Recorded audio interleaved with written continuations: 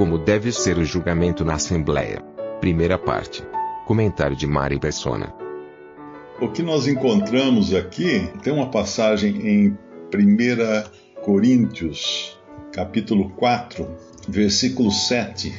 1 Coríntios 4, 7, que diz assim: porque quem te faz diferente, ou quem te diferencia, né?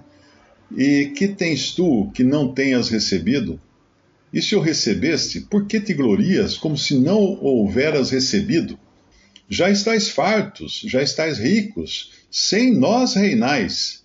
E quisera reinássemos para que também nós viéssemos a reinar convosco. Uma outra passagem, ele fala dos dons. Nenhum dom vos falta, eu acho que é a maneira como Paulo faz a menção aqui. 1 Coríntios 1, 7. De maneira que nenhum dom vos falta. De maneira que nenhum dom vos falta. E depois ele vai tratar também várias vezes dos dons na sua carta, principalmente aos Coríntios. Então, os Coríntios eles tinham essa visão de si mesmos como nem precisassem mais dos apóstolos, que eles estavam muito avançados no conhecimento das coisas de Deus. E aqui eles vão tomar um puxão de orelha magnífico do apóstolo Paulo, aqui no nosso capítulo 6 de 1 Coríntios, porque aparentemente o que estava acontecendo lá é que quando eles tinham algum litígio entre irmãos, problemas entre irmãos ou até problemas da Assembleia, eles iam na justiça. Eles iam na justiça. Você imagina que situação é essa, né? Dois irmãos não chegavam a um acordo, vamos na polícia, vamos fazer uma ocorrência, né? E depois vamos ao juiz, para o juiz definir quem está com a razão. Ora, isso é dar ao incrédulo uma capacidade muito maior que aquela que Deus deu ao crente para resolver as coisas de Deus, da maneira de Deus. E muitas vezes isso acontece, viu? E a gente não percebe que acontece.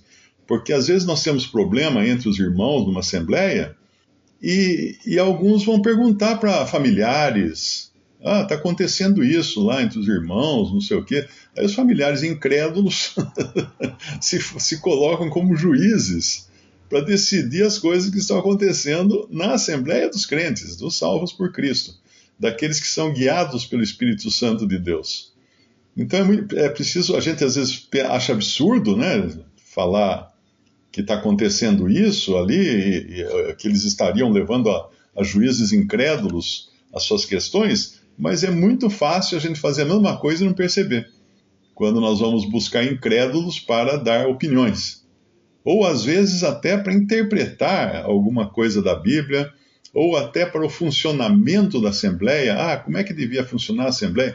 Isso me faz lembrar o sogro de Moisés. O sogro de Moisés era um sacerdote, mas ele não era ele não era do povo hebreu, não era do povo de Deus.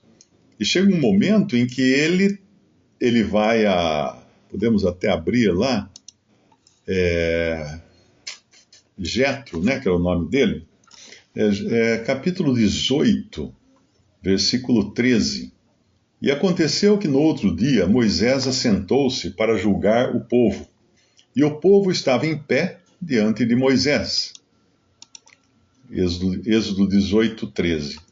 E o povo estava em pé diante de Moisés, desde a manhã até a tarde. Vendo, pois, o sogro de Moisés tudo o que ele fazia ao povo, disse: que é isto que tu fazes ao povo? Por que te assentas só, e todo o povo está em pé diante de ti, desde a manhã até a tarde? Então disse Moisés a seu sogro: é porque este povo vem a mim para consultar a Deus.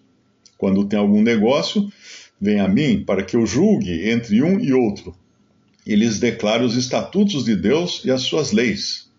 O sogro de Moisés, porém, lhe disse: não é bom o que fazes.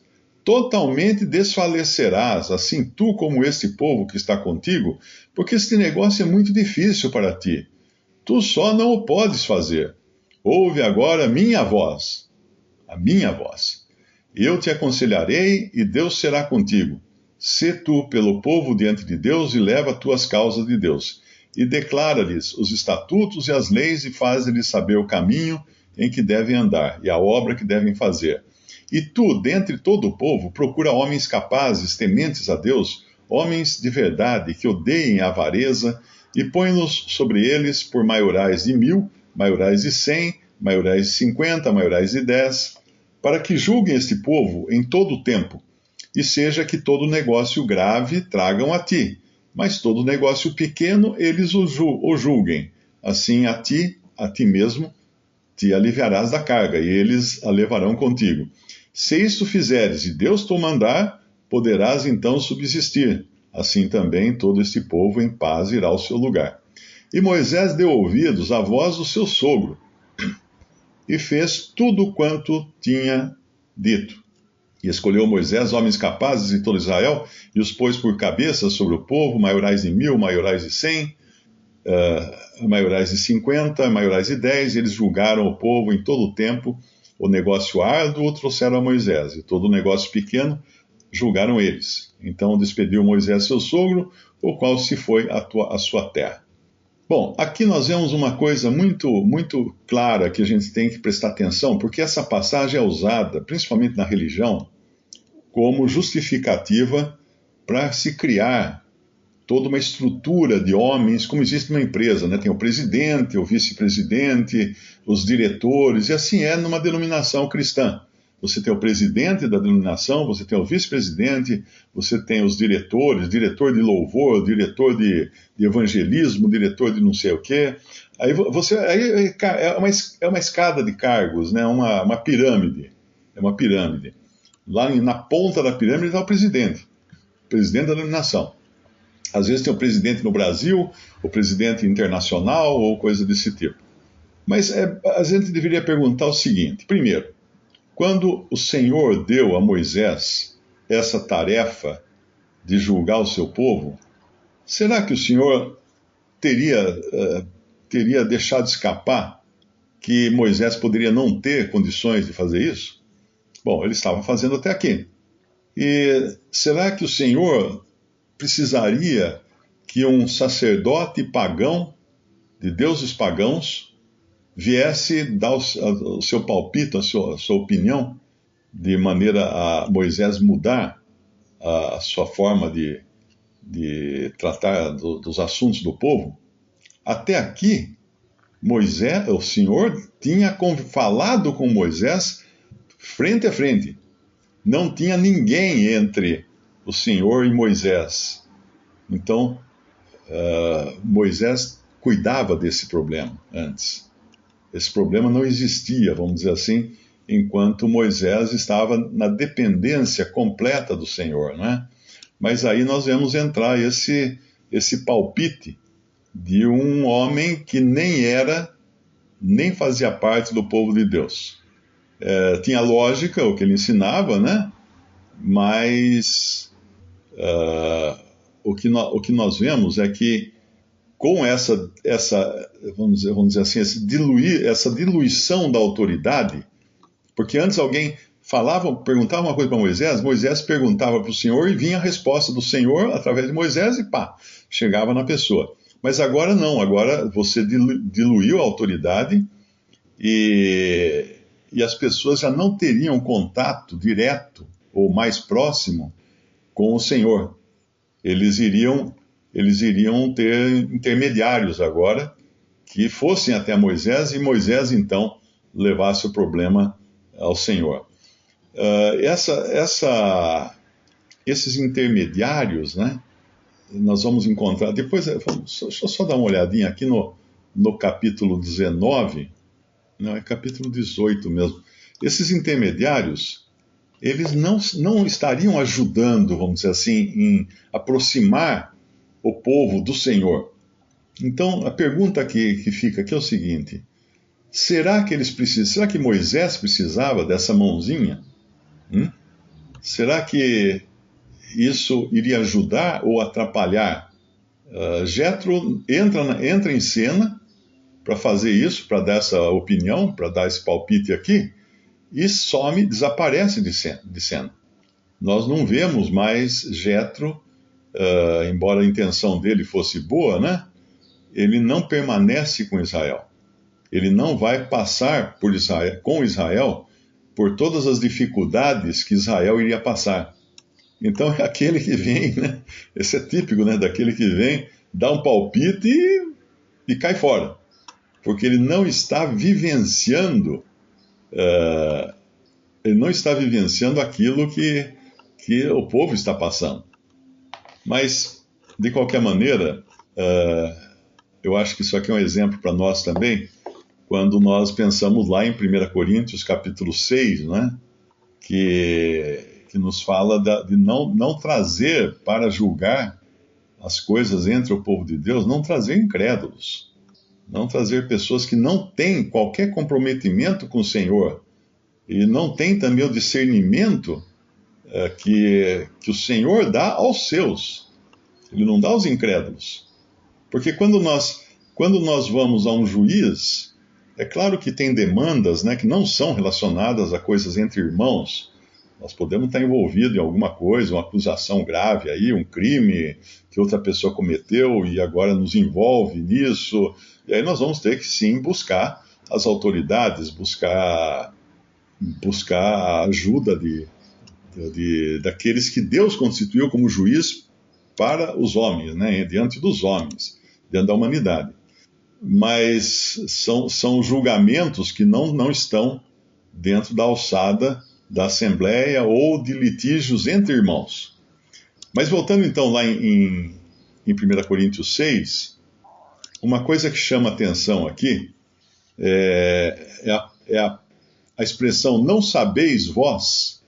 Olha que interessante, olha, ele vai começar no versículo 2 dizendo: não sabeis vós que os santos hão de julgar o mundo?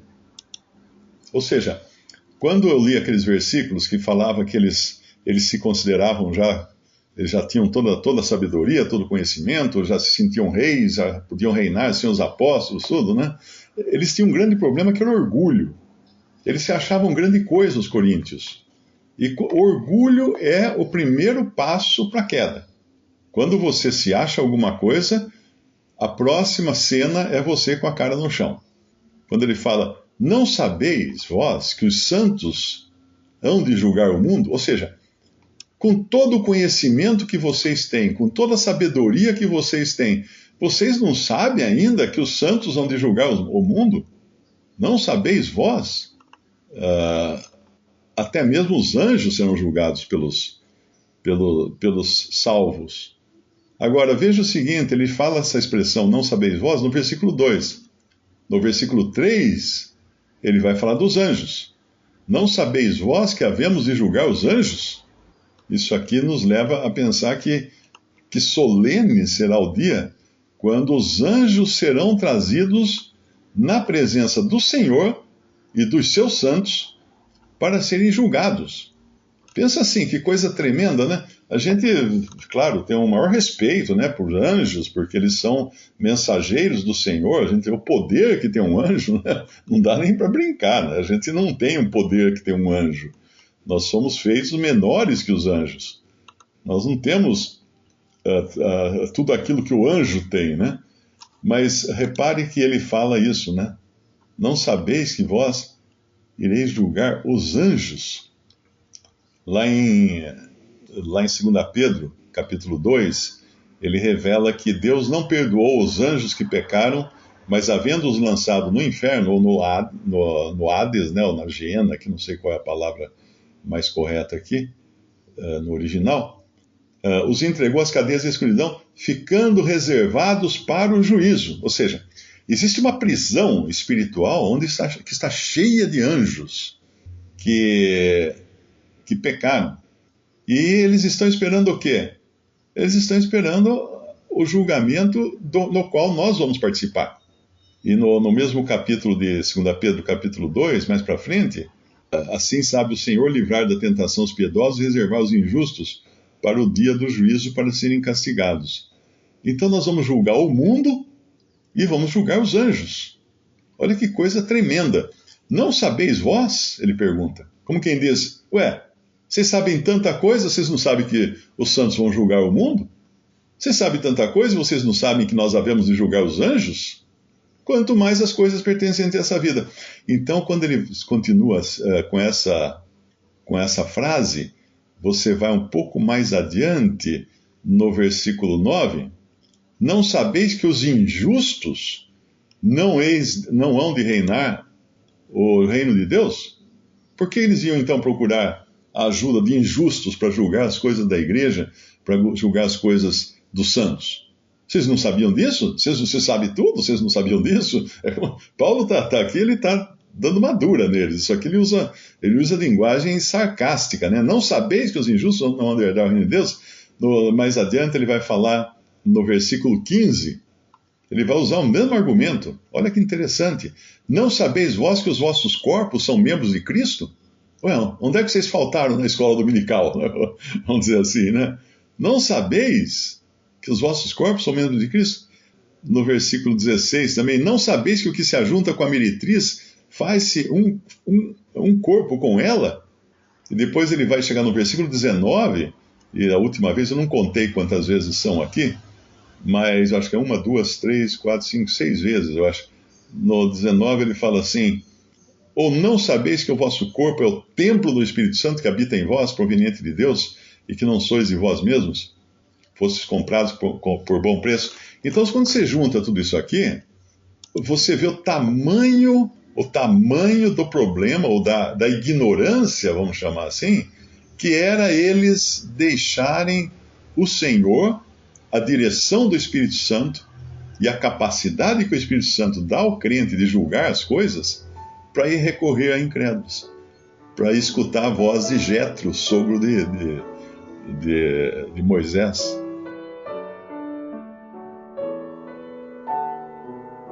Visite Respondi.com.br. Visite também 3minutos.net.